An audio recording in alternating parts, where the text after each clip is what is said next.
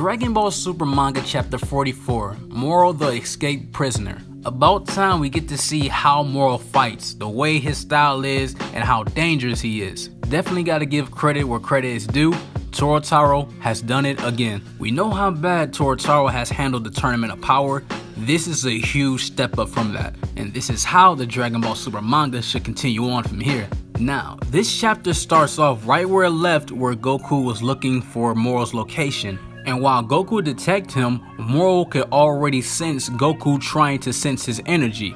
And he just spooked out. Goku just freaked out, and Vegeta is wondering what is going on, and he tried to sense Moro energy, and Goku stops him and say, no, don't do it. He explained to Vegeta how Moro was already able to sense him while he was looking for his energy. And Goku go on and say that his energy is so terrifying. Vegeta asks, is it God Ki? And Goku explains, no, it's not God Ki. This ki is something that we never felt before, but it's terrifying. And it feels like it's millions of people screaming in pain. That line is so interesting, and it also reminds me how Cell was able to absorb all these life forms and made him stronger.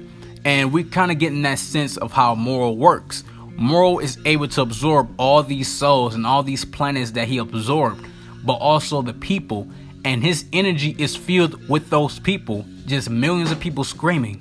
And animals, plants, everything that has life. And Jocko and Mirus explains that's probably why he was able to live for a long time, because we only know that gods and creatures like Majin Buu are able to live for millions and millions of years. But Moro, compared to Kid Buu, was able to live beyond that, and he's older than Kid Buu before Kid Buu was in the picture. This was before the event of the Daikaioshins versus Majin Buu, and that's probably why it was so hard for the Galactic Patrol to kill him, because they tried, but it just couldn't happen. The guy's lifespan is ridiculous with all those millions of souls in him. And mirrors go on and explain all the souls that are screaming are all from the ones that he slaughtered all their souls and absorbed them. So it goes to the next panel, and it shows that Moro is in his spaceship with someone who used to be in Frieza's army, and he joined forces with Moro because this guy wants to have the Dragon Balls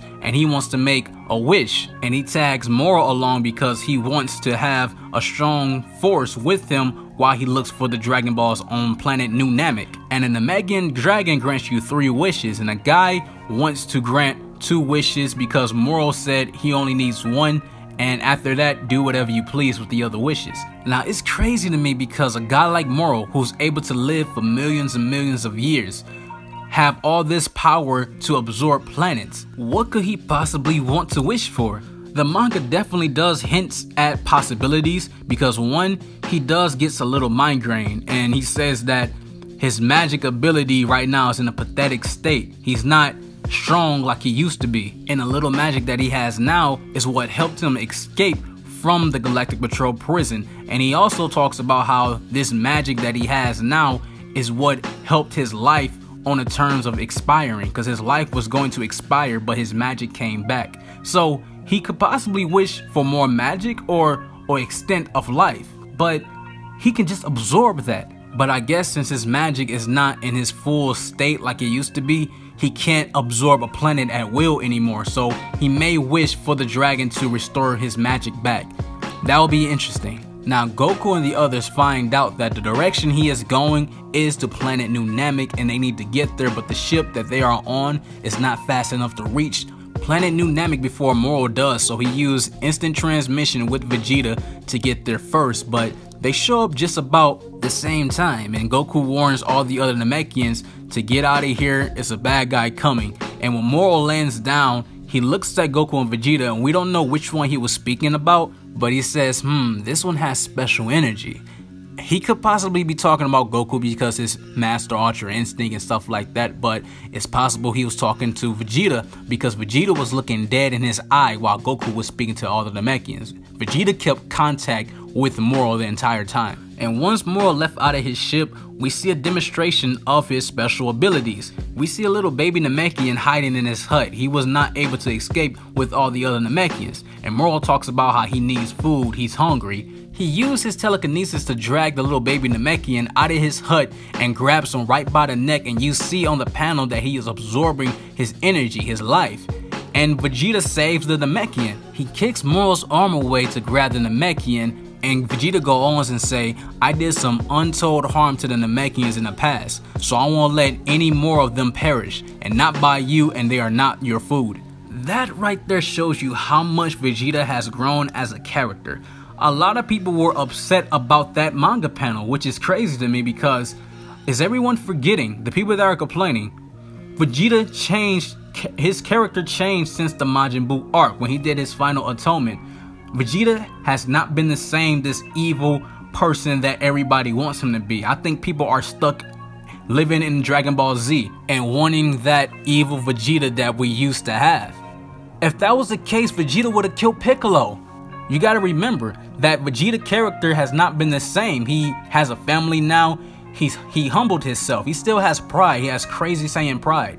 But he's not the bad evil guy like we once knew. Vegeta has grown to be a better character, the best developed character in Dragon Ball franchise. So to say that is bad writing, you gotta argue the fact that Vegeta's saying, Goku, you are better than me in the Majin Buu arc. That is bad writing. You gotta say when he sacrificed his life, he said, I'm giving up my pride to sacrifice myself, even to you, Kakarot, is bad writing. I can go on about this. So I love that interaction that Vegeta had with that little baby Namekian and with Moro. So no, I wouldn't say that's bad writing. I would say it's great writing, but you know, different opinions. So Vegeta goes on and say, Kakarot, let me handle this guy. And Goku said, go ahead. And Vegeta goes Super Saiyan. And we can finally say Vegeta went Super Saiyan first on Planet Namek before Goku on New Planet Namek. It's crazy how times changed. You know, the story definitely hit you with a throwback in this manga chapter, and Super Saiyan is not strong enough to handle Moro, not even in his weak state, because Vegeta goes Super Saiyan, punching Moro all over the place, and he's not landing one hit. Moro is dodging everything, and Moro used this telekinesis thing when Vegeta started to fly to him and dragged his body down, just had him pinned down to the ground. Like, this guy is looking like Darth Vader with this force abilities, just force choking people all over the place. And he force chokes Vegeta into a rock and just slams him there. And he thinks that it's done. And Vegeta goes Super Saiyan God and just dashes to Moro. And Moro tried to use his telekinesis abilities again, but Vegeta is so fast now. And he's landing the hits on Moro, pushing Moro back. And Moro is sweating. His eyes are big. He's trying to do everything he can to stop Vegeta. Nothing is working anymore. He's using telekinesis to throw rocks at him. Vegeta just dodging it, knocking it out of the way, still landing hits on Moro. Moro is outclassed. And Vegeta gets in his phase where he talks smack. You know, Vegeta always does this when he's winning. And he talks about, your magic is weak. I thought it was something special. How disappointing. And Moro finally takes off that big cloak that covers him. And we finally get to see how he truly looks. And he looks very sinister. He looks like the Baphomet symbol, you know, the one that represents the devil. He looks like that, but his body is really skinny. And this concept grew on me the more I looked at it, because he looks like a true goat. He looks like a humanoid goat. And this is the villain that Dragon Ball Super needed. This is what we needed for this franchise. What made Z so great, because we had villains that carried the story. Super did not have villains that carried the story.